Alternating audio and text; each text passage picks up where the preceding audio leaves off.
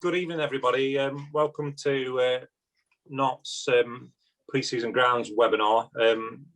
I'm Andrew Wilson, Club Development Officer, predominantly for the north of the county. We've also got Joe Fish on the call, who covers the south, so most of you will know either of us. Then we got our star guest tonight, Mike Applin, the county pitch advisor, so sort of the specialist in the show tonight to try and give you all some guidance and answer any questions that you've got. And I've also noticed that Julian Morris, the regional pitch advisor, has sneaked in on us tonight, so I'm sure that we can use Julian as well. So Joe, if you want to move on to the next slide, please. So just a quick run through of the agenda. We'll give you an overview of the guidance that has appeared from the ECB and about the return to cricket that came out last Friday. We'll review the league rules for 2021, have a look at some online resources, and then give Mike a chance to talk about the overview of the Grounds Association. And then we'll also need your help and ideas later, because we are looking at sort of revamping and relaunching the Grounds Association. So we'd be really interested in your thoughts around that. And then over to Mike again to give some pre-season advice. And then at the end, questions. You'll get the opportunity to ask any questions to Mike, Julian, Joe, and myself. So to run through the guidance, most of you have probably seen this, but grounds maintenance, as you'll be aware, is permitted during COVID, as long as clubs have got a COVID risk assessment in place. Without telling you what to do in your roles, it's about checking that your equipment is in good order, and then also making sure at the club that a QR code poster is displayed with relevant signage in place, because there's a legal requirement for us to follow the procedures for test and trace.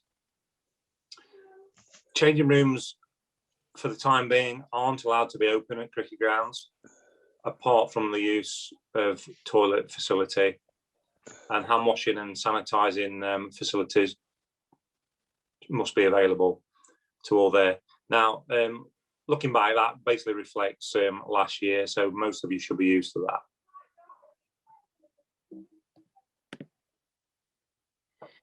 To cover the league information for the year, the Notts Premier League, it's going to be a 50-over competition with an 11:30 start, and the pitch mark scheme will be in place. So all league ground staff out there will be pleased to know that there will be a pitch mark scheme in place. The Bassett Loram District Cricket League up in the north, where I'm from, that will start with a 50-over competition at 12 o'clock in the championship. And all of the other divisions, which are 40 overs, will start at 1 o'clock. That moves forward half an hour earlier in September. So just so you know, for the ground preparation. And in the championship in the Bassett Law, a pitch mark scheme that reflects the Premier League has been adopted for the 2021 season. For the South Notts Cricket League, we've got a 12:30 p.m. start in divisions A to C and a 1 p.m. start in divisions D to N, and there will be development division fixtures on a Sunday.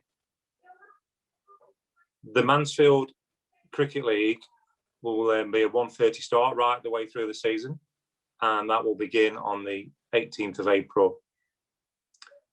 The Newark Alliance again is a 40-over competition with a 2 p.m. start and 1 p.m. in September. Looking at junior cricket, the only thing that you should probably may need to be aware of is if your club's teams participate in the Nottingham Youth Cricket League, they will be playing friendly fixtures this year, and so there may not be a set date or time, so it's worth speaking with your club and the junior coordinators just to establish and check when your junior fixtures are in the Nottingham Youth Cricket League. Moving on to useful online resources. All clubs in the county will have received ECB information, and there's a resource hub where they'll be expected to complete a COVID-19 risk assessment template Myself and Joe are available all the time for help, but most clubs should find that second nature now. The Ground Management Association, there's a Preparing Your Toolkit guide, and that is available on their website. Now, with all of these, we will be sending the links out to you so you've got access to them. So there's no need to write anything down or worry. Secondhand machinery, great website for that is the Turf Care blog. And also there's a Cricket Groundsman page on Facebook. Believe it or not, I'm a member of that on Facebook, and I do see loads of pictures from around and about where people are doing great work across the county. One thing that need to bring to your attention, it's highly unlikely that there will be any ECB grant schemes for equipment or for grounds equipment.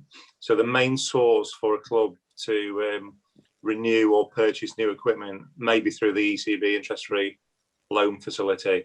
And again, that is where Joe and myself come in if any of the clubs out there need any support. So don't be frightened to contact us for any help. Thanks, Joe. Andy, if I could just add at this point, I think that kind of the bottom thing there about the interest-free loan or the lack of grant opportunities for machinery does tie in very nicely with the two resources above. So I think, you know, lots of clubs have found success in picking up good quality second-hand machinery or borrowing machinery from other local clubs because they're part of these kind of networks on either social media or on the Turf Care blog. So I really would encourage any ground staff out there to familiarise themselves with those resources. And like Andy said, we're not going to go into and open up all those links right now, but what we will do is send these slides around and with the hyperlinks on, and you can check them out yourself in your own time. Thanks, Joe. What I would say to everybody out there as well, and you may have seen particularly the clubs that I deal with, sometimes I will circulate when clubs have got machinery for sale, or if they want machinery or sight screens, covers, etc. If you are in need of something, please let me and Joe know, and we will circulate between all the clubs in the county, because there may be somebody somewhere that's got something that can help your club. Thank you, Joe. And then we're over to the star of the show for the evening, Mike Applin, to talk about grounds. Right. Good evening, gentlemen. No pressure on me there. Nice to have you all online tonight. For those of you who have been a member of the Nottinghamshire Grounds Association before, then welcome back. For those of you who haven't, we're just going to run through what the association can do for you as it currently stands, and then ask a few opinions a bit later on about what you feel that the association should be offering or could offer to improve your lot as a groundsman. So if you just move on to the next slide, please, Joe. So what can the Grounds Association do for my club? So in the past, we have organised educational courses in cricket groundsmanship. So these tend to be either pitch preparation, so that's normally we run those in the spring, or end of season renovation, which we run in the late summer or autumn. We've had success in the past. We've had a number of the lads along with practical demonstrations, as well as PowerPoint presentations and videos about how we go about the processes. So that's one thing that we can do. We can offer you local support, help and advice through the local pitch advisors. So if you get in touch with either Joe or Andrew or myself, and tell us what your problems are, we can offer you support and advice with that. We offer access to specialist machinery. So the association owned a Scarifier, a deep spiker, spiker, and a loam spreader, and then can be hired at a very reasonable cost from the recreational cricket club, delivered to your ground, demonstrated, and then collected afterwards. And some clubs have used this on a regular basis, particularly at the end of season or through the winter. We have grouped together in the past and bought in materials such as top dressing, and we still can offer those services. So a number of clubs get together and try and skim a few quid off the price of the suppliers if we can coordinate it. and we have had success in doing that. And we're really there to promote cricket groundsmanship, good practice across the board, amongst you all, and try and raise the standards if we can by sharing best practice between us. And that's, as Joe said before, a good idea to keep up on the social media side of things, because there's a lot of good advice and sharing of ideas out there. And then more recently, we've developed what we call the Pitch Improvement Programme, where there is access to a trainer of equipment where sports specialists can come around and provide the services for you with the help of maybe a report or some advice. And we can move. If we go on to the next slide, please, Joe, we can move on and just expand on what that means. So in the Pitch Improvement Programme for 2021, there is possibilities such as weed control or fertilising your outfields and squares. Next slide, please, Joe. That should say aeration and decompaction. Obviously, we can do vertidraining of both outfields and squares, or decompaction of the outfields in a linear sense, which is like an earthquake or vertiquake machine. Next slide, please, mate. We can scarify your squares at the end of the season, oversee them, top dress them, as you can see in the photos there. Next slide, please, Joe. So in order to qualify for the PIP or to qualify for these, the club must be affiliated to Notts Cricket. So I would imagine most of your clubs are pay their Notts Cricket, what used to be the Cricket Board membership, but is now the Recreational Cricket Club. So you contact the cricket club through the club development officer, like Joe or Andrew or myself. You can have an option to have a report conducted by the pitch advisor. So we come along, do a site visit. We can do a full PQS, which is a very detailed report with soil samples and core samples. It takes about 3 or 4 hours to collect all the information. There's a shorter written report, which is a little bit of a less detailed report, but obviously still includes the basics, core samples that you take and advice given. And then if you need just a very short written or a verbal report, then the pitch advisor can come out, have a look at your square and give you some verbal advice on the day about how you're getting on and where you can make some improvements.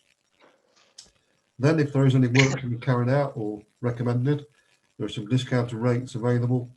And, there are, as we put there, trained cricket specialists can come out, help you with the work that you're doing or complete the work for you.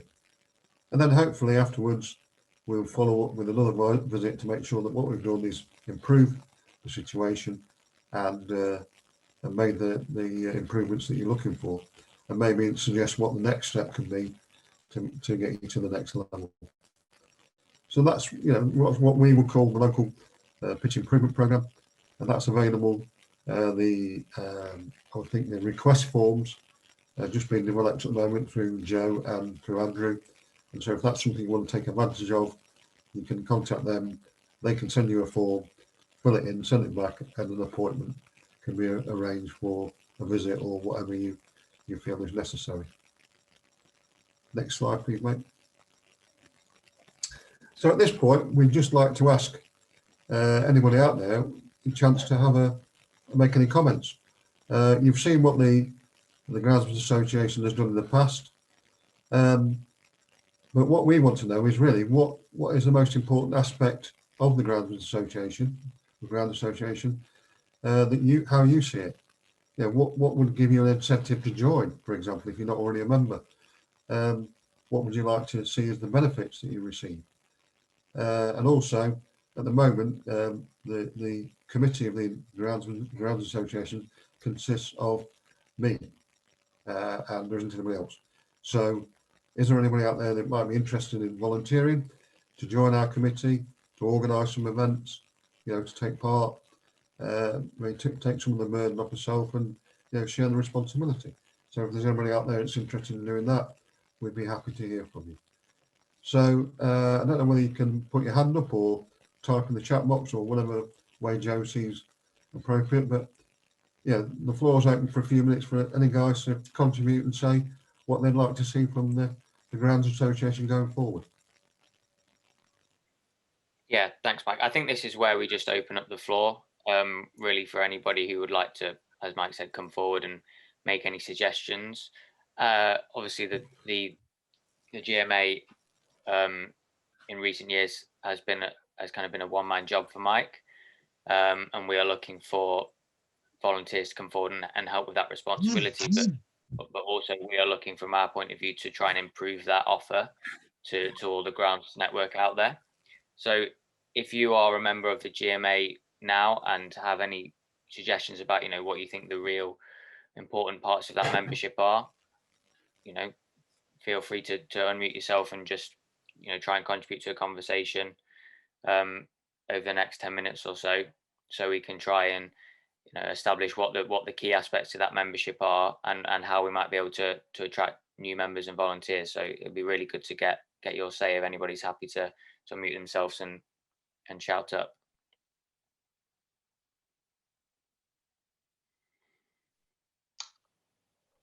This is where everyone goes shy.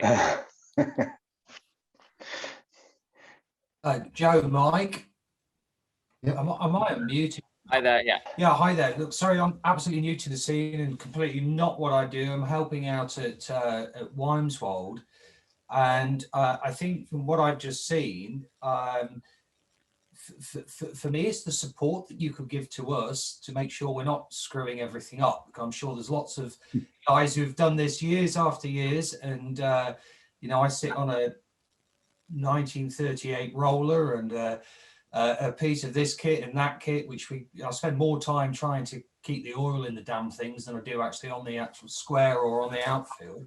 Yeah. But I think for me, to see the support that you would give to a club like us, and bearing in mind the level we play at, which is just below amateur, I think it looks really good, and I want to sort of use those services and your support if that's available. So just for me, it gets a big thumbs up as a bloke who hasn't got a scoob is what's going on, to be honest. Grass grows and I cut it.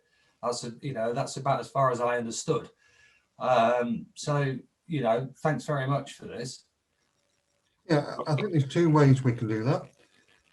We can have regular meetings and updates, at the moment, obviously webinars or distance meetings, but hopefully in the not too distant future, we can get together in a room and have a conversation. But if you want to, obviously, a little bit more individual and tailored, then, get in touch with, it would be Joe, I think, for Wymeswold. Is that right, Joe? Yeah. And we'll get a pitch advisor out there and just have a quick look at your square. Give me some tips. Go run through the routines that you're already doing to see if there's anything that you're missing, or maybe you could tweak a little bit to improve the quality of your pictures.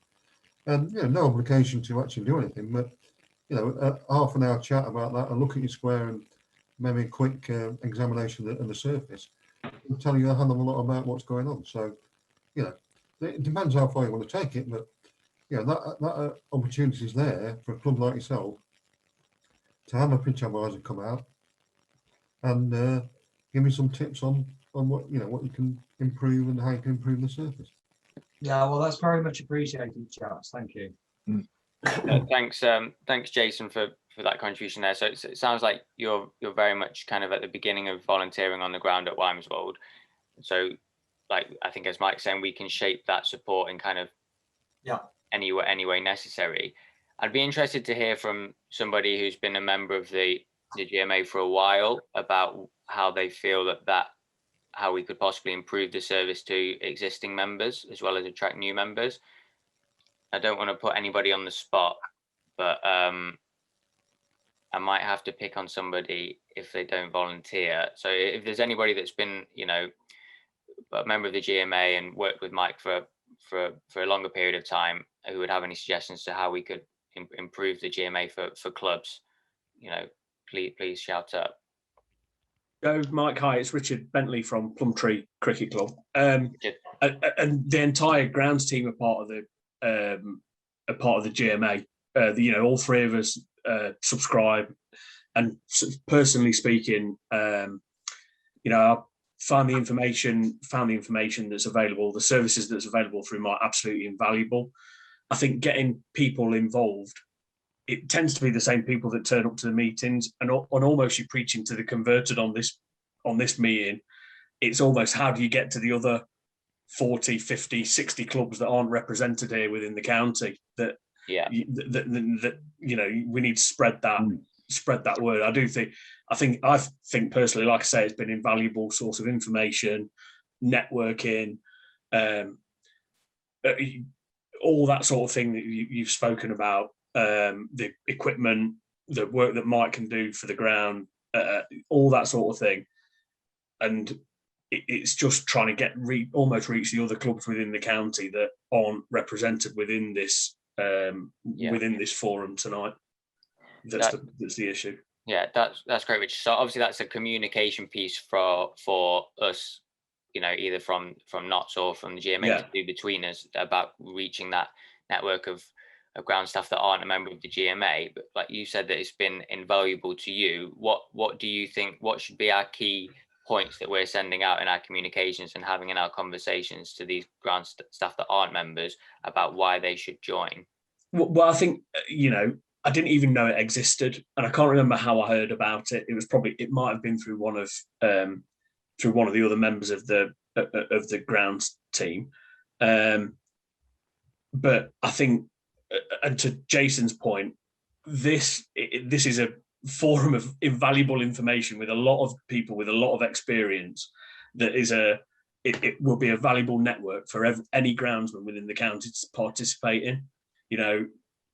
There is equipment available for hire, for rent, at a lower cost. There is, every club is strapped for cash. Every club is looking after budget, really keen eye on budgets. And I think that's where people are missing out on that help and advice, and that access to equipment and the years of experience that are on this call. Yeah. Cheers, Richard. I really appreciate that contribution. And anybody else who's been an existing member, would like to say, possibly then, obviously Richard's come at that from a very positive point of view, but where possibly we could improve the service? We've got a suggestion from Jason, who's obviously very new to this, about kind of testimonials from good grounds. I mean, it's obviously very difficult. We do have pitch marking schemes within some of our leagues, but most of our information about grounds is anecdotal. So do you think some kind of case studies or anything like that would help you guys? I can see, Julian, you've got your hand up. I'll come to you in a second. Just want to see if there's any answer to that question. I think probably 2 or 3 meetings, when we're allowed to have meetings, in summer or spring, outdoors for an hour and a half, exchanging views on what we're doing, what we should be doing, when we've done it, perhaps before we need to do it, those sort of things. But I remember Stuart Burrows and Mick organised a very good one at Kimberley. I think it was a couple of years ago, in late February, early March, which I thought was a very good meeting. Those sort of meetings, and also I say have them in summer, just for an hour and a half, exchanging views. Because I think it's all very well meeting on Zoom or having emails, but nothing beats seeing people and seeing what they're doing. No, absolutely, particularly in this line of work. Yeah. Thank you for that. Julian, have you got something you'd like to add? Yeah, I just wanted to expand on Jason's point a little bit, really, around the County Grounds Association and the advice from Mike. And actually, one of the really important things is clubs being able to kind of see what they get from a service. And Mike obviously touched on the ability to come out to a site and do, a verbal report on your site for £75. And if you're spending north of 500, 800, £1,000 on your end of season renovations without having a really clear idea of You know, what's going on in the engine room of my square? So, you know, what's the routing like? How uniform is the saw profile? You know, have I got even layers of loam? What are the issues with my square, and what's causing those issues? These are the little golden nuggets of information that can be picked up by an individual like Mike coming out to your site. It might not be a full-blown performance quality standard report at £250. To be perfectly honest, anybody outside of the Premier League clubs is probably going to have a minimal gain from that. But, you know, the watered-down version, the £150 version, where we're taking samples out of the square, we're looking at what's going on, or even just the £75 one to get that, you know, to get that look at your square and what's going on in the engine room. You know, I've been as guilty as many before I got into this professionally. I started off as a grassroots cricket volunteer at the age of 15, and for years and years and years, you're only really too interested in what was going on in the top. You had your routines, you stuck to them. And actually, it's only really when you sort of start to try and improve things and look at, you know, what you're doing, how many hours am I spending on a roller, what loam am I using, have I been using the same one each year.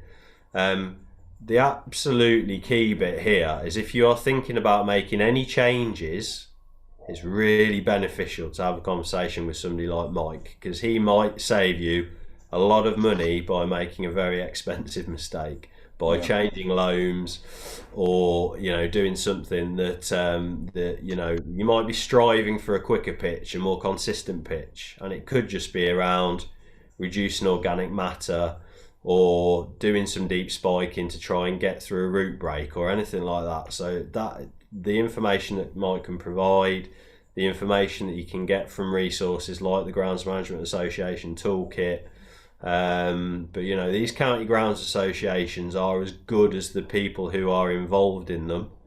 Mike is if Carlsberg did county pitch advisors, Mike would be the poster boy. So, you know, make use of that resource, make use of the resources available to you. You've touched on something this evening, Turf Care blog and other resources.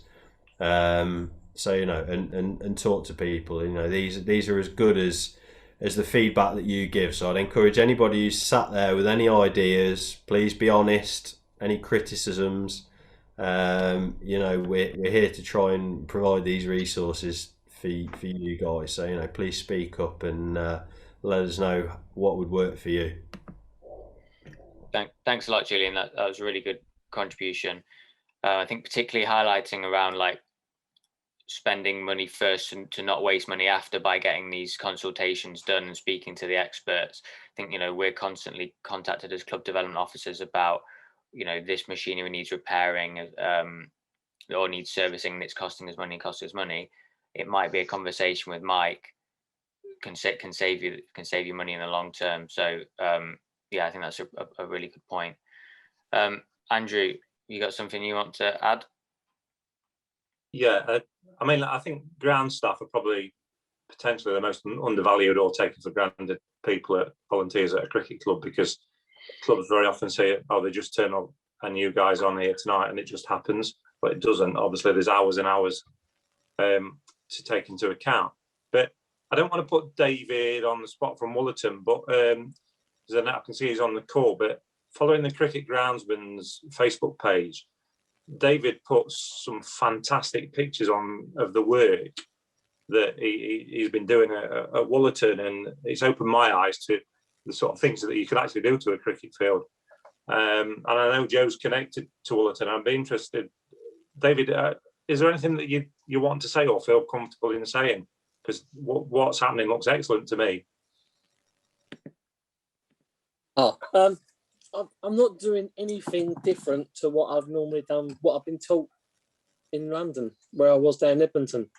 You know, my old governor taught me everything I'm doing. I'm just carrying on. And at the moment, everything from striping the field up, preparing the wickets and the square during the winter, and the same fertiliser, it is working perfectly. You know, I'm just doing what I was told. And at the moment, thankfully, the Woolerton square is reacting perfectly to how I want it to. I know I've had Adam from Aikins popped in to see me the other week, and he's actually done some core samples for me. When he was doing them, the roots on the square, all the way across the square, are down 7.5 inches. So that's and the soil is uniform all the way down, so it's perfect. Yeah, so that just doesn't happen, does it, David? Obviously, there's a lot of time, thought, and No, I mean, goes into that. Yeah. Yeah, and I think obviously, I cover the north, as say, a bit. It's just great to see somebody having a pride in the work, like everybody does on call, but also showcasing and sharing what they're doing. And within the Facebook Groundsman's group, there's that much good information that goes on there, and ideas being shared. And there's always somebody that's got a different problem with the ground that hardly ever, somebody will know what it is, but it may not be common. So for the sort of the beginner like me with groundwork, it's a fascinating source. And I just thought what you did, I want to highlight it, David, because I thought what you put on there is excellent. I'm cool. I mean, I don't drive, but if there's any way I can help Mike with the association, I will. Oh, that's fantastic. They are, Mike. I've got you on there then. Thanks, David. That's great. Thank you. I'll just say a couple of things. Firstly, the chap from Wineswold, Jason, who spoke earlier, just to say that if you are at the very beginning level of groundsmanship, the Grounds Management Association, the GMA, do a very good online course, level 1. I think, Julian will correct me if I'm wrong, I think it's 25 quid to take the course. It's an online modules, 4 or 5 modules on basic cricket groundsmanship. And so it's probably the best 25 quid you'll ever spend. If you just want to spend 4 or 5 hours being educated in the absolute basics of cricket groundsmanship. And I would recommend any beginner, any new person to groundsmanship, to have a look at the GMA website and log on and try and log on to one of those courses, because for £25, you're not going to get a better sort of 4 or 5 hours education than that. Yeah, that's a really good point, Mike. And we will circulate details and links to how you sign up to that course when we send out the slides for this presentation. Now, obviously, when we're able to, we'll be doing face-to-face courses, back as we did before. But in the meantime, that Grounds Management Association website is the place to go. In terms of what Richard said about attracting people who are not in the association, and we are preaching to the converted to a certain extent. My opinion on that is we need to use our biggest asset in the county, which is Trent Bridge.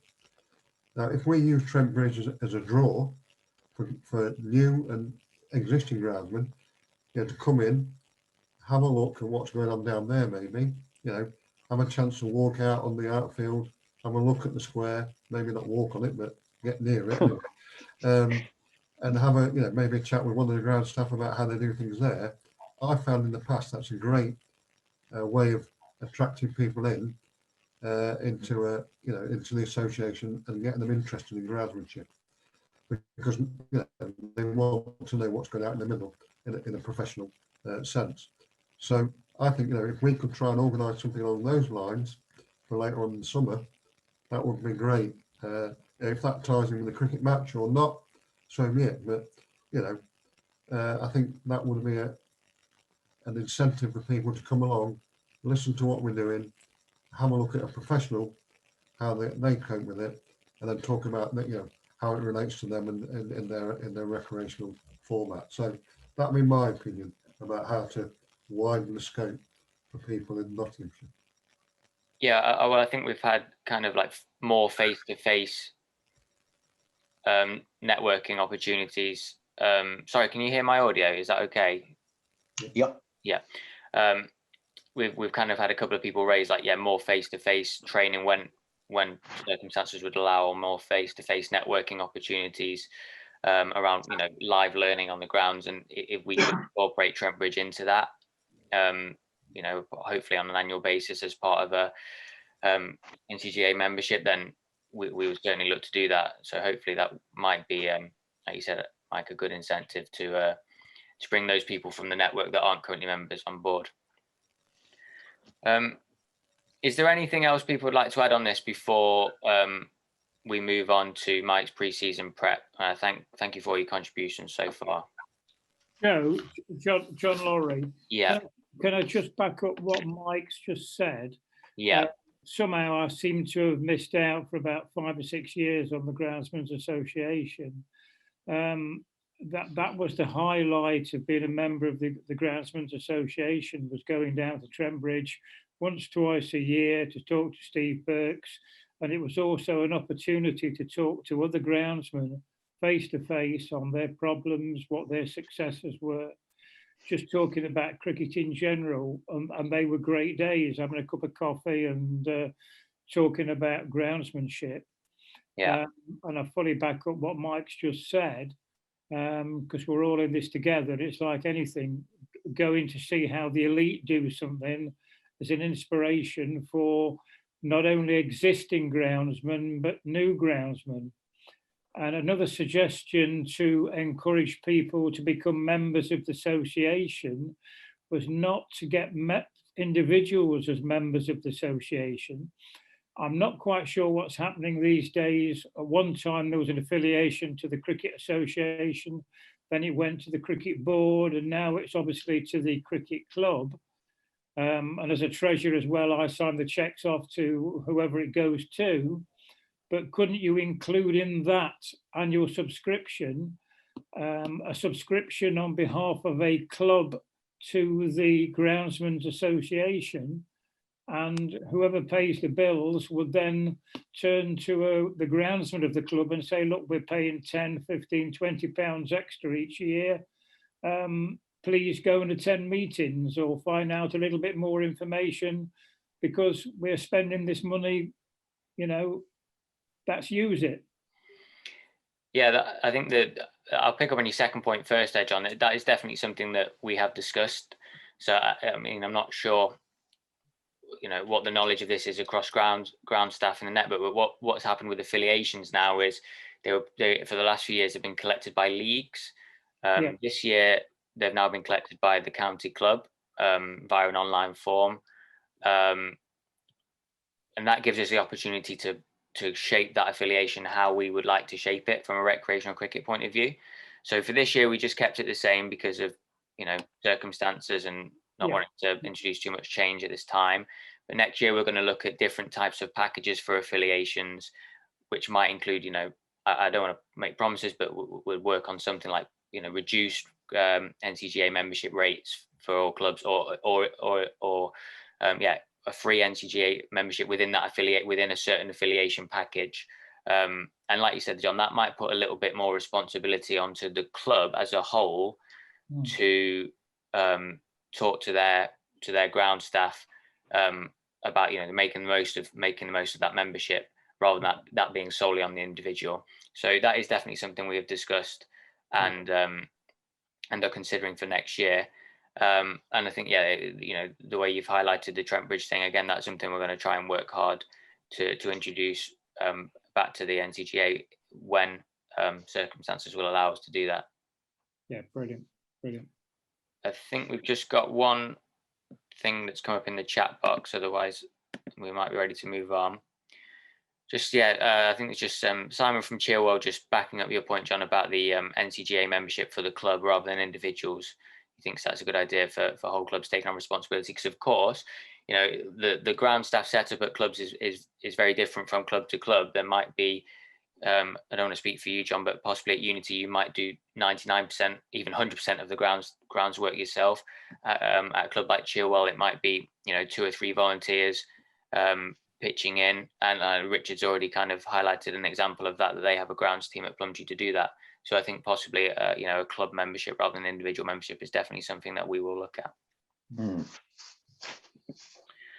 Okay, if we don't have any more questions on that or comments, then I'm going to move on to kind of the main event as such, which is Mike's pre-season guidance. There will be an opportunity to have questions at the end about pre-season prep. So if you've got anything you want to add from this conversation into that, then we can sort that then. But for the time being, we'll move on and back over to you, Mike. Okay, so some of you, or all of you, may have been halfway through this, all the way through it. You might have gone through it and beyond, but we'll start at the beginning because there may be some people out there who haven't had a chance to get on their squares much so far, and are just coming into thinking about cricket again. I know the more experienced some of you, and perhaps you know, the more the ones that have seen it all and done it all before, maybe further on down the line. But we'll start at the beginning. So, assuming that you know you're down at the cricket ground for the first time, thinking about cricket and coming back in 3 or 4 weeks, what I would firstly do is just walk around the square. So this gives you the opportunity to have a look, see what you know what the end of season renovations have taken like last year, if you did any, you know what sort of debris or any bricks, rocks, syringes with needles, whatever you might find on your square that are carefully removed. I know I've seen a few things stuck in my square over the years, so basically just get rid of all the debris, assess where you think the square is in terms of grass coverage, how long the grass is, etc. Give you a general idea where you are. Obviously, a lot of squares will start to becoming a bit weedy now, and I think it is our responsibility to try and avoid as much chemical action as we can.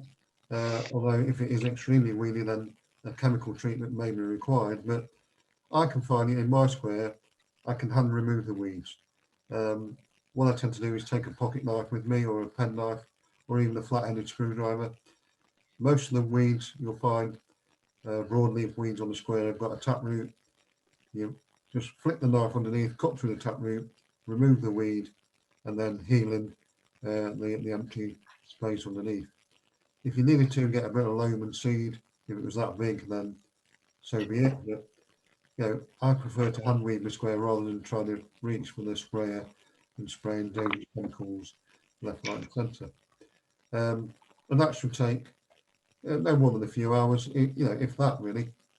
But if it is particularly weedy, you know, just weed one strip at a time, and you know, over a week or 2 week period. So we'll look at the grass.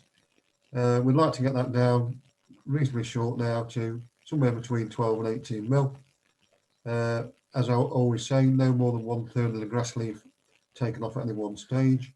So if it's 25 mil, you really only want to be taking about 6 mil off there at any one time. The first cut can be with a rotary mower, for example, if you can't get a cylinder mower onto it. As long as you collect the horizons, collect the clippings, you don't want clippings everywhere and having to rake it up afterwards. So get the mowing the grass down to a reasonable height, as I say, somewhere between 12 and 18 mil. I keep my square at 12 mil for the whole season. Some people keep it a little bit higher than that, some people a little bit lower. I find 12 is about right for me. We might look at fertilising the square now, if it's looking a bit yellow or a bit sorry for itself. So we're looking to use a spring summer fertiliser with a bit more nitrogen in to get the grass kicked on. I just used a couple of weeks ago mine 1155, so that's 11%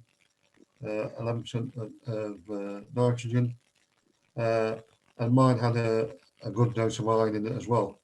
And so the iron might knock back any moss that you might have, and certainly strengthen the sward for what's coming up with the pre-season verticutting and rolling. Square after square, mark out the pitch positions. So if you haven't already got them, I think it's quite useful to put all four corners of your square in some semi-permanent or permanent markings. So I use those little carrots, as they're called, with plastic grass on the top of a different colour. Mine's normally white, and so I've measured out the width of my square. I've got 12 strips, so 120 feet wide, and then 22 yards long, 66 feet long.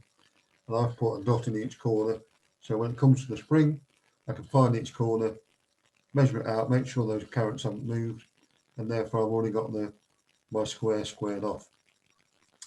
For those of you who are having to find your square every year, you have to sort of guess where the start is.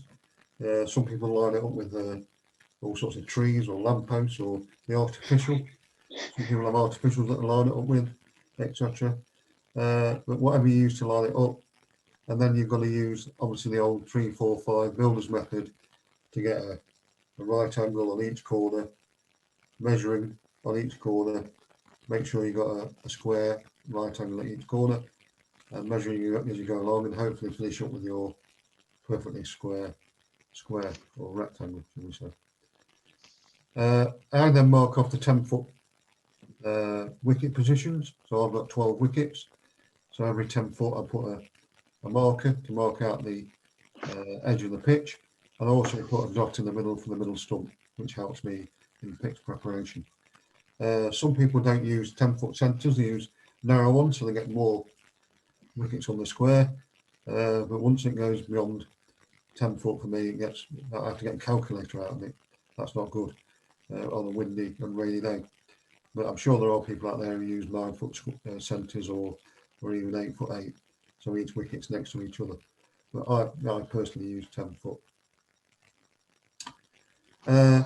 We then, once the grass is down to a reasonable height, consider verticutting or raking. So for those of you lucky enough to have access to a verticutter is a vertical blade which lifts and cuts what they call procumbent growth, and growth that grows sideways rather than straight up. What we want is grass that grows straight up like that. We don't want it matted, which causes an organic layer between the pitch surface and the ball bounce. So we're looking for the grass to be as straight up as possible. So verticutter, vertical blades coming off, lift the grass up and cut out the cross growth. And raking does very much the same thing. So you're raking the grass that's growing flat up, and then you can cut that off with the mower. So that's a useful thing to do. Can be done by a brush as well, if necessary, power brush or hand brush, anything really that lifts the grass, and then you can cut out the cross growth out of it. And at this point, I like to create what I call a pitch plan. So I number the pitches 1 to 12. In your case, it might be 1 to 6, 1 to 8, or 1 to 7, whatever it is. And I decide on the first game of the season is going to be on pitch 1, for example. And then after playing the first 2 games on that, move to pitch 3 for the 3rd game, then pitch 5 for the 7th game, or whatever it is, and then come back to pitch 2 for the 9th game, and so on. And hopefully get a plan then of how which pitches I'm going to play on throughout the season. And that gives me an idea of when I need to repair a pitch, when I need to bring it back into play later on. So I've used pitch 1 for early May, say late April. That needs to be back in play for July. So I need to oversee the ends, repair it, and get it back going again. Because I know all things being equal, weather permitting, etc., which it never is, I'll be back on that pitch sometime in July. Some of you might have squares big enough that you don't need to use your pitches more than once, which is great. But unfortunately, I get a lot of cricket at Admiral and a lot of demand on the square, so I need to use each pitch, more than once, maybe 4 or 5 times. Okay, Joe, next slide, please. We then talk about pre-season rolling. Now, some of you might have been rolling now for a month. Some of you may not have started. I only started Admiral relatively recently because back in January, when it was, not even saw the photos on Facebook, but I had about a foot of water on my square. So there were fish swimming about on it, all sorts of people canoeing on it, wonderful things.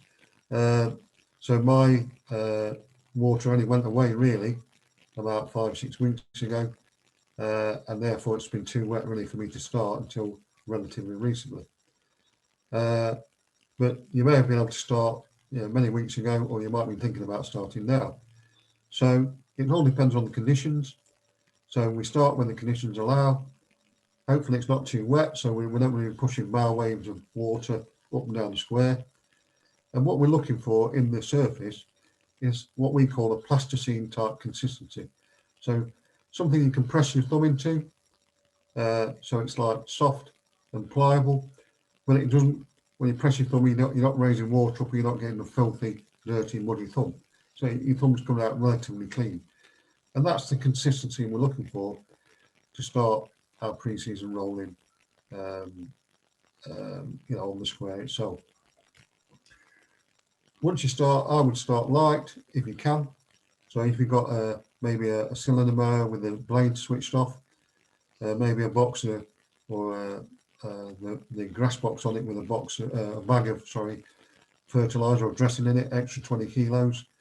So you've got the weight going over there. You can just run up and down with that across the square, either diagonally, straight up and down, or crossways. We tend to use what we call the Union Jack method to start with. So diagonals, straight up and down, diagonals, and then across. So a bit like rolling pastry out.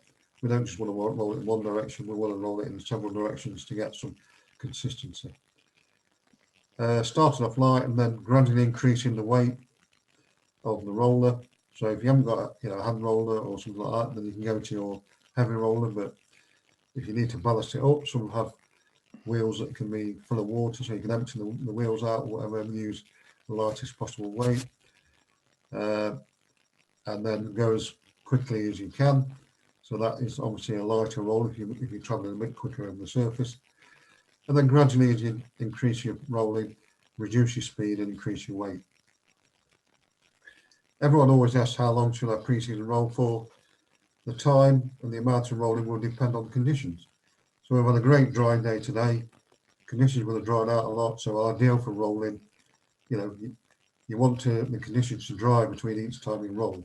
So once you roll once, there's no point in rolling straight away again, straight afterwards, because the square's going to dry out to let more air get into the profile so you can compact the air. What you can't compact is water. You can't compress water. So once you've reached a certain type of moisture in the square then has to dry out to allow air pockets to form, and then you can compress the air pockets and consolidate your square. But you can't compress water. So if it pisses down with rain, you can't really want to go out and roll it afterwards because you can't compress the water. You want to wait till it dries to that plasticine consistency again, some air in the surface, and then you can compress the air. And so again, the time and the amount of rolling will depend on the conditions that you get. So you might do 2 or 3 hours, 4 or 5. You might be able to get 10 hours in. I've done about 4 or 5 so far. I'll probably do another 4 or 5 and then get on to wicket preparation in the next week or so. In your square, you might be able to manage 2 or 3. That's fine. If that's all you can manage, that's all you can do. Other people might do 20. That might be what suits you. But it's knowing your square and knowing when to roll and not to waste time and diesel or petrol rolling when it's not necessary. Avoid rolling straight after fertilising. So I mentioned earlier about putting some fert down. You really don't want that roller to be picking up the fert and distributing it unevenly across the square because fertiliser is quite expensive. You're not really wasting any. So leave it a few days after you put the fertiliser down before you do any rolling, just to let that fert bed in so you don't pick it up on the roller. And as I've said before, timing is everything. The square needs to dry between rolling sessions. So there's no point in rolling, then it rains the next day, then get back out rolling the day after. You'll wait for that drying period and then roll when it's the right time to do so. Okay, next slide please, Joe. On the outfield, we try and cut the outfield down now towards its plane length, somewhere I would say for recreational cricket, somewhere between 15 and 20 mil. Some of you may rely on councils and other contractors to cut your outfield. Some don't cut it as short as you'd like, but unfortunately, that's a conversation you have to have with your council or with your contractor. But if you can control your own destiny, then anything between 50 and 20 mil is good for recreational cricket. Those of you who have football pitches on your outfield or other sports or whatever it might be, it allows the time to repair any damaged areas, your goal mouths or centre circles or high wear areas, or even areas that might be damaged by other weather or dogs or animals or tractors or any work's been going on the ground themselves, cars getting stuck and all sorts of things. So they're forking over those areas, putting some seed down, maybe get some top dressing, covering with small areas of grow sheets and stuff like that. This is the time to repair any damage. On the outfield, we can consider scarification. So if you have got moss and crap, rubbish in there, there are methods that we can use. Mechanical ones, there's scarifiers that collect, so come and scarify the top and collect all the arisings and dump it in the corner of the field or somewhere else. Or there's just towable rakes, harrow chains, all sorts of different methods you can use to rake out that moss and get the grass growing through. You know, consider doing that, or contact myself or Joe and Andrew, and we can talk you through some options that you've got. You can do that with either yourself or hiring somebody in to do it. You can consider aeration this time of year. So you've got your own slitter or spiker. Now's a great time to do it. Slitting, you have to be careful on clay soils that it won't open up too much, linear aeration, and cause cracking later on. But certainly, if you're going to aerate, now's the time to aerate, deep spike or whatever, to open up the profile, help with the drainage, help with the grass growth, the root development, and some gas exchange, release the toxic gases in the surface and replace that with some oxygen.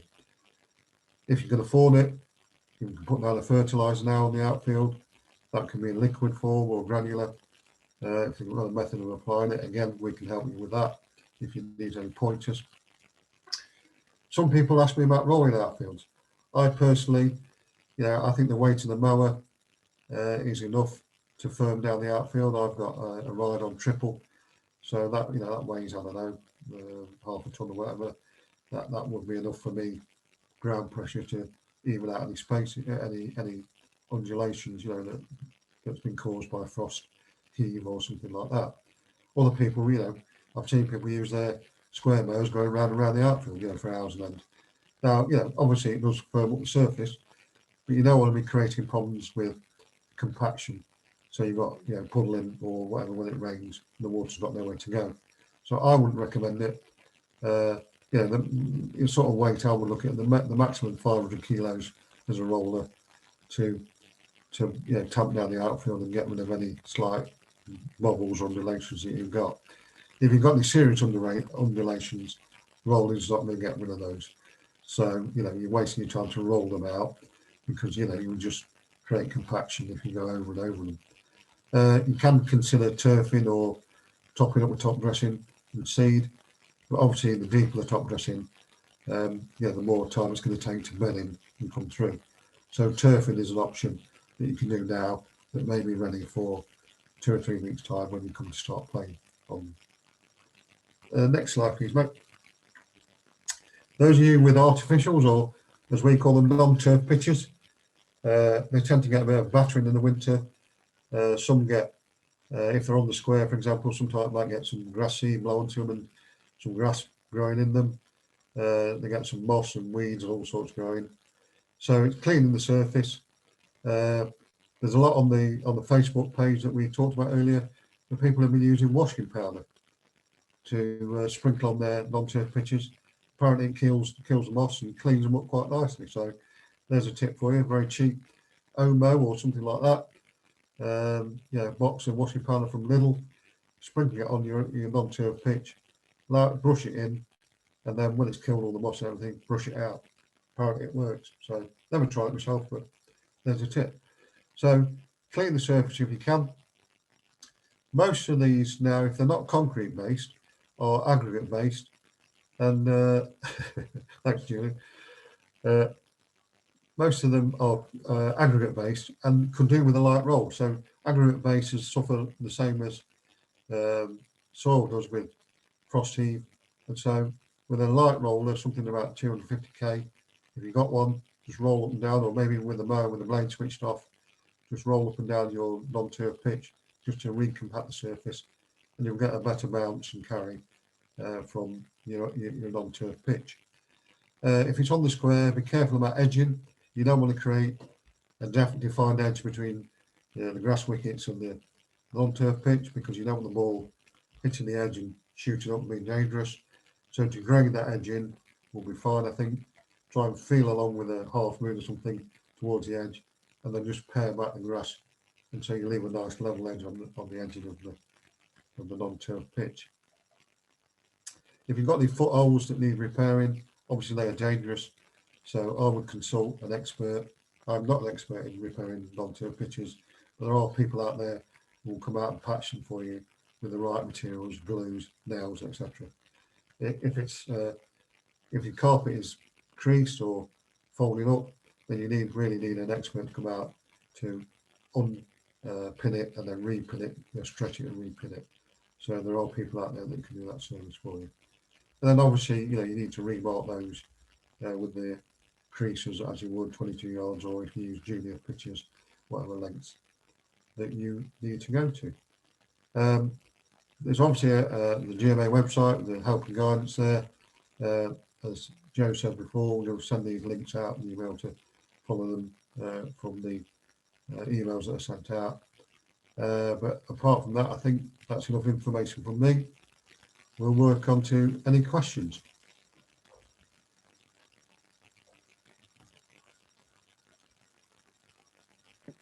Thank God for that. Obviously, did a very conclusive, comprehensive job there, Mike. Yeah, so if anybody has any questions, I think we'll allow, we're conscious we've been on for an hour, but we'll allow another 10, 15 minutes for questions. If there are any, feel free to just shout them out rather than put them in the chat. And Julian did make a comment about, I think it was the untested washing powder theory.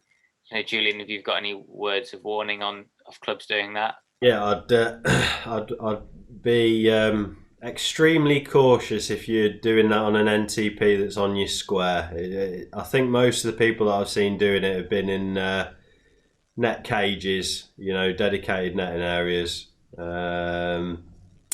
Yeah, and the only other point I'd make around the fertilisation that Mick mentioned earlier is just if you can time it with rainfall, prior to rainfall within a couple of days, and that's ideal just to avoid any risk of scorching, particularly if there is any iron in it.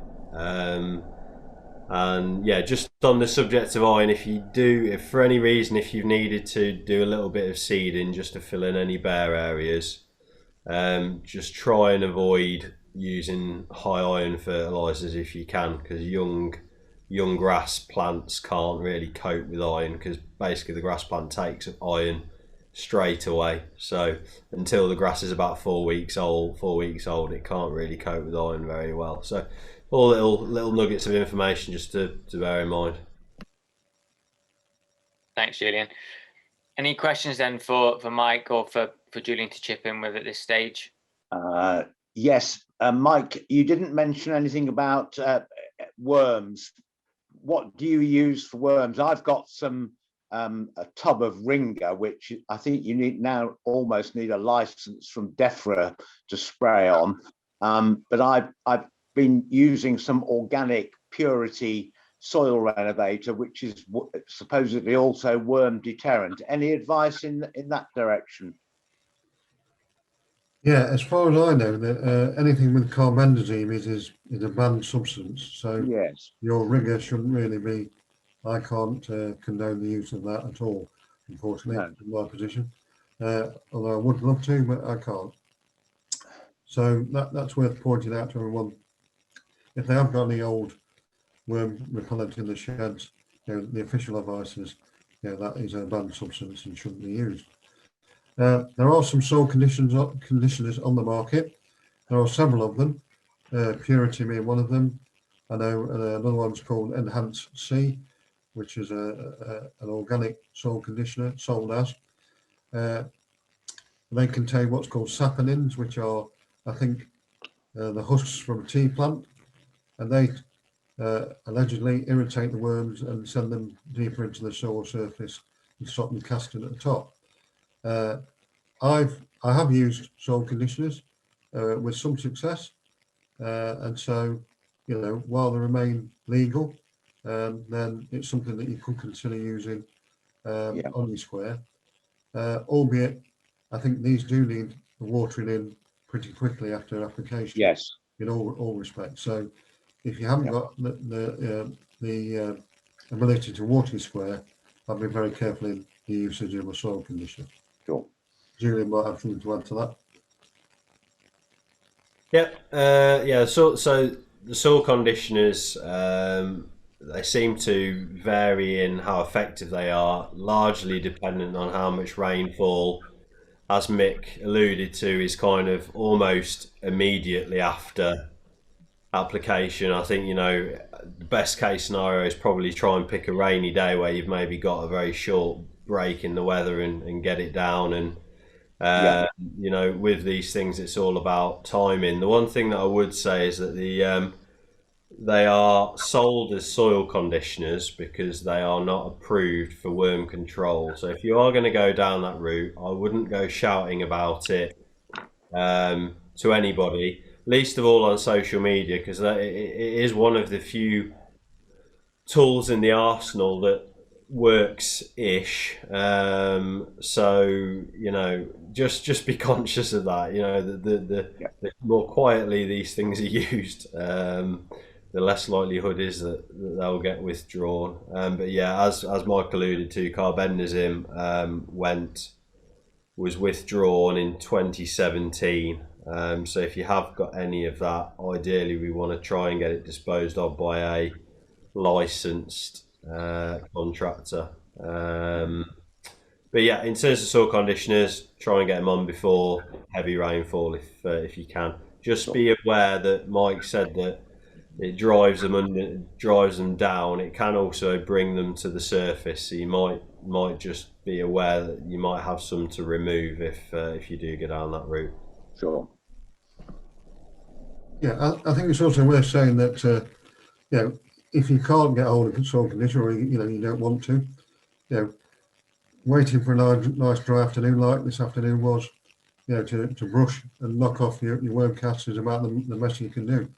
You know, if you're trying to attack them when they're wet, you'll just smear them, you know, and they'll cause, you know, sort of bare areas on your square. So wait for a nice dry afternoon, get a brush out, and try and knock them down as much as you can. Mike, we've got a question in the chat from ground staff at Teversall. Say, what's the minimum weight of a large roller that you'd recommend? For a square? I believe so, yeah. Yeah. I don't know if any of the person that's asked that question, if they could possibly expand on that, just so Mike is providing the correct advice.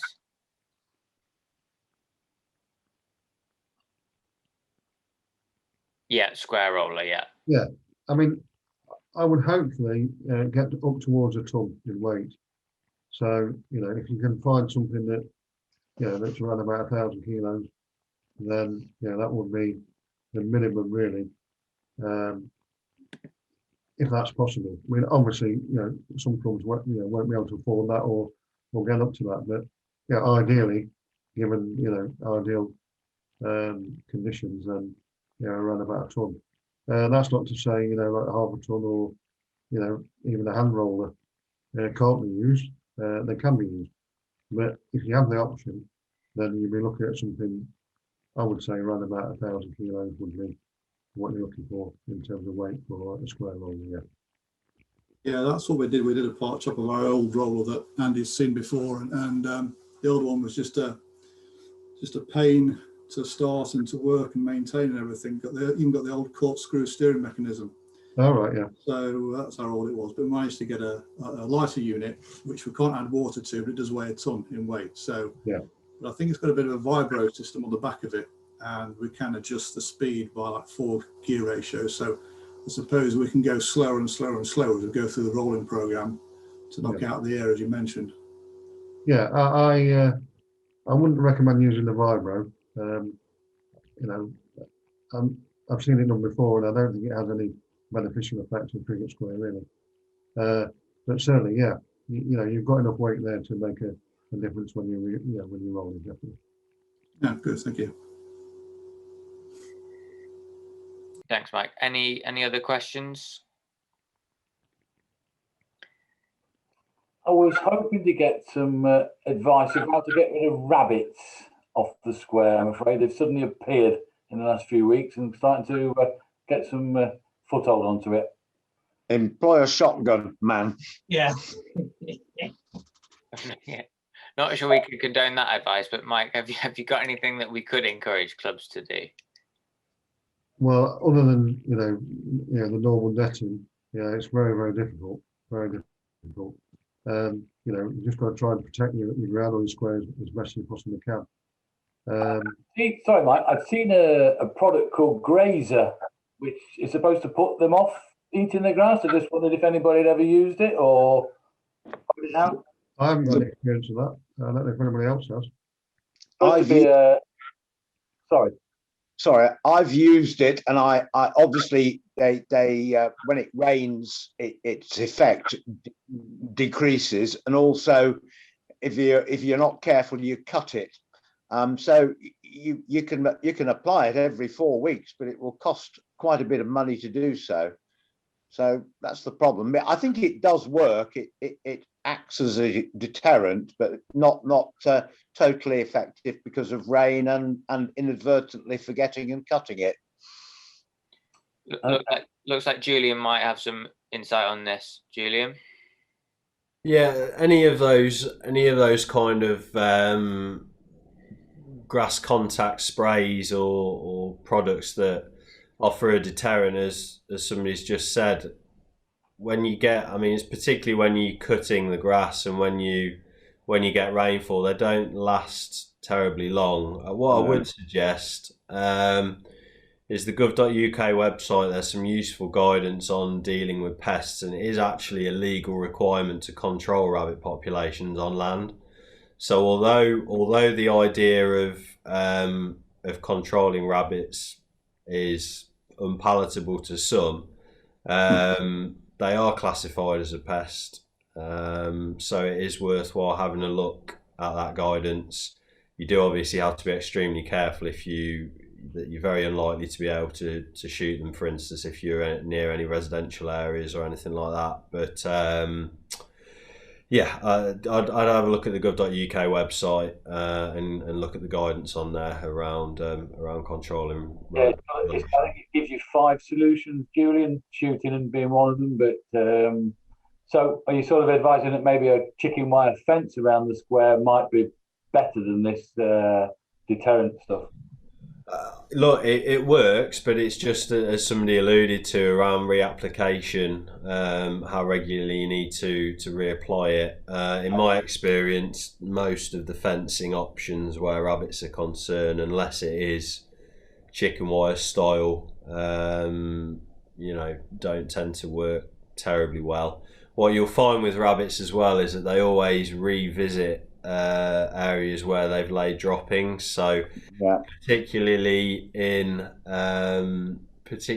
footholes, they're very fond of bare ground, unfortunately, as I used to find regularly. When I worked in professional football for 10 years, we used to car off our pitches on a regular basis at the end of the season, and basically it was a bit of a nightmare until the pitches had grown in, because they were very fond of digging out the sand dressing, and unfortunately footholes particularly are kind of similar territory. So if you can remove the droppings and try and kind of keep them clear, that may help a little bit. But yeah, there's no obvious solution with rabbits apart from the obvious. The other thing that we found effective, Julian, a local fellow to us, and he actually does quite a lot of work on artificial pitches, name of John Barnes. He has got ferrets and net either ferrets into the burrows, or sending a ferret in and having like old fish nets, 2 of them hold the net, and these rabbits run out into the netting. Yeah, very effective. Yeah, so there's a number of options where rabbits are concerned. As you said, in the burrows, using ferrets. There's gas as well, which I find a bit unpalatable. I think if you're going to go down that route, having a conversation with a farmer who's got a 2-2 and can come and control them at night is probably a more humane option than going down any of the other routes. But like I said, the gov.uk website gives some useful guidance on that. Yeah. Is it, David Walters, have you got a question, or is it a contribution to the rabbit conversation? No, it's I'd like to ask Mike about rolling. Mike, is there a danger that a square can have too much rolling in pre-season preparation? I would say the answer to that is probably yes. Certainly at the wrong time. Particularly if you roll when it's too wet, for example, you can sort of what they call root shear. So you can push the soil forwards and it shears the roots of the plant. And therefore, obviously that's not good for your grass growth or moving forward later on in the season when, you want the roots to be absorbing the moisture. So rolling at the wrong time can certainly, create quite a lot of damage. Rolling when it's too dry, it's difficult to do that pre-season, I think, unless we get a wickedly dry crop. Unless we get a drought sort of situation. Although, sort of at the beginning of the last season, although we weren't playing, we did have an incredibly dry spell between the middle of March and probably the end of April, early May, as far as I remember. And so, you would have had to consider, how much rolling you did towards the end of that period. But I would say the most important thing is make sure the conditions are right before you roll, and then when you do roll, once you've made, shall we say, a pass across the whole of the square, you're not going to change the condition of that square by going another pass. So get off, go home, and come back when it's dried out a bit more. Okay. Andrew, have you got something you'd like to ask? Yeah, I just want to for Mike or Julian, really. Just looking at, we talked about squares a lot. Looking at the outfield, a lot of clubs have problems with weed on their outfield.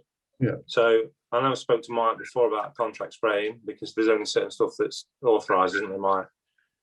So what would you recommend, Mike? Would you recommend that a club has its outfield, if it's got a problem, sprayed if it's got a problem with weed every year, or is it?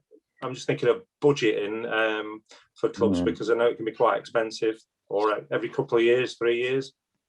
Yeah, I think obviously if money's no object, then fire away as many times as you want. But if you spray in the right conditions, so on a nice calm afternoon with no wind and no rain forecast, and you get the right chemicals in the right mix for the particular weeds that are in the square or in the outfield. So it's important to know what weeds are there, because certain chemicals deal with certain weeds better than others. So that's about talking to contractors saying, I've mainly got buttercups and daisies, or I've mainly got plantains and moss, or mainly got clover and whatever else you might have. And so the contractor can choose the appropriate chemical. If you hit it at the right time, which is when the weeds are actively growing, which normally is a period sort of from mid-April through to mid-June, then that should get a fair percentage, 80-90% of the weeds that are growing. And therefore, when it comes to next year, you might get away with missing out a year, if you've had a successful hit rate on the weeds in the first year. And have a look, in year 3 and see if you need to go. It's certainly not. It's not really required every year if you get the right hit rate. But that all depends on what's surrounding. So if you've got a weedy surround, so if the next field and the fields all surrounding you covered in weeds, your field's going to be weedy because you can't stop them blowing in. So a lot depends on the surroundings as well. And what's next door, for example. So there's no hard and fast rule, but a decent contractor, given decent conditions and the right chemical, should get 80-90% of the weeds killed off in the first spray. And therefore, that should be a reasonable condition for next year to have a look at it and say, well, do we want to go again or do we not? I suppose that, Mike, it all links back to the opportunity to get likes of yourself and pitch advisors out to have a look, really, and give the appropriate recommendations. Yeah. Or, you know, or I mean, yeah, most people got cameras on their phones now. If they take a representative photograph of their outfield and send it through, you know, we can try and identify what weeds they are and point them in the right direction in terms of contractors or chemicals that the contractor might use. But you've always got, in weed spraying, you've always got to use a qualified, suitably qualified person who's got the right certification and qualifications. You know, it's not something you want to be attempted by yourself, you know, in case you get some, you know, some horrible repercussions, which I have seen, you know, on outfields and squares in the past. No, that's good. I think from where Joe and I said, we just want to encourage people clubs to use the specialism that we've got there and available to clubs, and you know, to send things in really and ask questions, because we can't support or help clubs if we don't know, can we really? So just encouraging more and more people to come forward, especially as Julian said, we've got if you were a beer, we're now going to call you Carlsberg, Mike, I think. Well, I think Carlsberg has got me into the position that I am now, where most of the grain cells have disappeared. So it's probably an appropriate nickname. Yeah, that's going to stick, Mike, that one. Yeah, definitely. Yeah. I think on that note, I'm just conscious of the time and Mike being able to get away for his dinner and possibly accompanying Carlsberg. I think Andy's point that he's just raised, you know, so about using the specialism, contact, you know, if you want to contact Mike directly, if you have that information or not, I think possibly at the time being, maybe best to go through your relevant club development officer, and then we can bring Mike or Julian or, you know, whatever resources we have into the conversation.